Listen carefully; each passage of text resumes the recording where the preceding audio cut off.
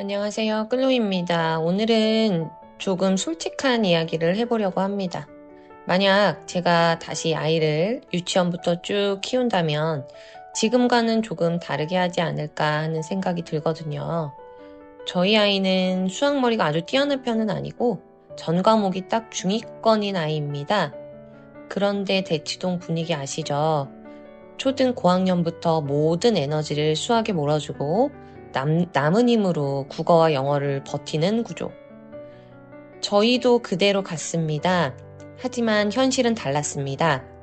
평범한 아이가 3, 4년 수학 선행을 따라가는 건 정말 쉽지 않더라고요. 정석 교재로 몇 달 만에 진도를 쭉쭉 나가는 수업을 따라가기 위해서 아이는 늘 허덕였고 결국 시간을 맞추기 위해 영어학원 횟수를 줄이고 주 1회 영어학원을 다시 과외로 돌리고 다니다 말다를 반복하게 됐습니다. 결과는 어땠을까요? 원래 힘들어하던 수학도 힘들고 그나마 괜찮던 영어 성적도 같이 떨어지기 시작했습니다. 국어도 마찬가지였습니다. 유명 학원을 다니다가 도저히 숙제도 감당이 안 되고 성적도 떨어져서 결국 소규모 학원으로 옮겼죠. 가만히 앉아만 있어도 떠먹여주는 곳이었지만 아이 스스로 공부하지 않으니 성적은 오르지 않았습니다. 결국 수학만 중요하다는 말을 맹신해서 아이의 역량보다 빠른 진도를 밀어붙이다 보니 수학도 흔들리고 괜찮던 영어와 국어까지 같이 무너지고 과학과 사회까지 모두 애매해졌습니다. 학원만 다니느라 수업 시간 집중도도 떨어지고 기초를 다질 시간도 없었던 거죠. 그래서 전 요즘 이런 생각을 합니다. 만약 다시 초등학생 아이를 키운다면 저라면 국영수가사를 골고루 챙기도록 방향을 잡을 것 같아요.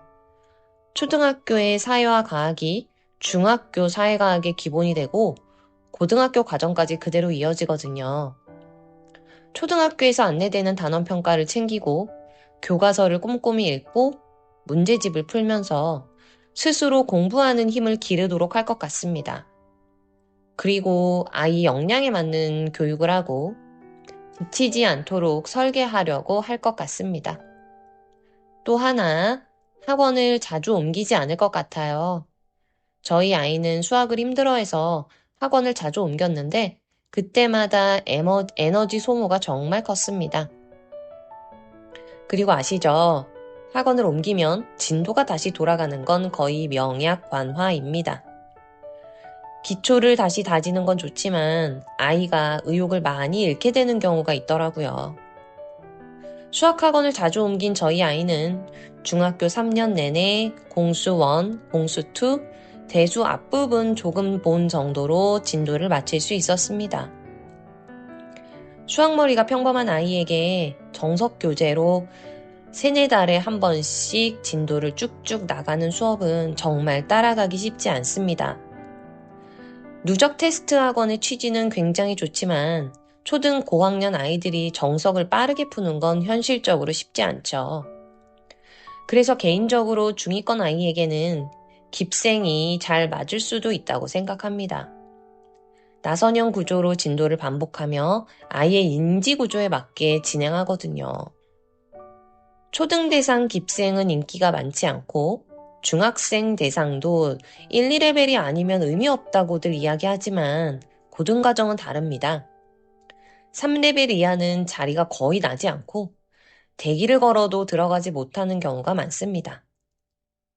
중위권 아이가 다니기에 시스템도 잘 갖춰져 있고 교재와 강사 수준, 커리큘럼도 검증되어 있어서 선호할 이유가 분명하겠죠.